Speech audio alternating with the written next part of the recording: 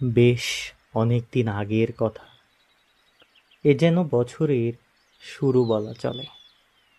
ঘোড়ার পিঠে চড়ে ছুটতে ছুটতে হঠাৎ এক এলাকায় ঢুকে পড়েছিলাম। আমি তখনও শীত বাঁচিয়ে রেখেছি গরম পোশাকে। উন্মাদের মতো আরো কিছু ঘোড়াকে দেখেছি ছুটতে আমার সাথেই। বহু সময় ধরে যার লাগাম ছিল আস্তাবলের নোঙরের সাথে বাঁধা, ঠিক সেই ঘোড়াটাকেই খুব কষ্টে গায়ের সমস্ত জোর লাগিয়ে টেনে হেঁচড়ে বের করে এনেছিলাম সেদিন।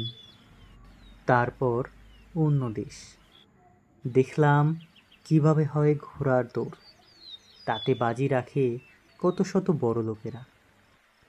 আমিও বাজির খেলায় নামলাম ঘোড়া নিয়ে।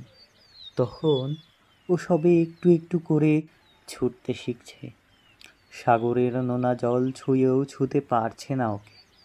ও শিখেই যাচ্ছে শত দৌড়ের আদব কায়দা। কিন্তু বাজির খেলায় সেবার হারিয়ে দিল আমায়। আমি যদিও বেশি বকিনি ওকে।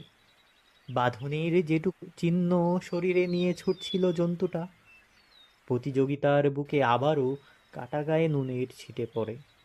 সাদা ঘোড়া আমার, দাগের অস্তিত্ব নজর কাড়ে খুব। এখন ও আমার বাড়ির রাস্তা বলেই থাকে। মাঝে মাঝে আমাকে নিয়ে নিরুদ্দেশে যায়। আমি রোজ ওকে আদর করি, কিন্তু দাদু বলার পর থেকে গলার নিচে বেশি বেশি হাত বুলিয়ে দিয়ে ওর যন্ত্রণা মনে করাই না আর। বেশ কিছুদিন হলো ওর সাদা লোমে লাল চিহ্ন লুকোচ্ছে। পরের বছর বাজির খেলায় ও নাকি আবার ছুটবে।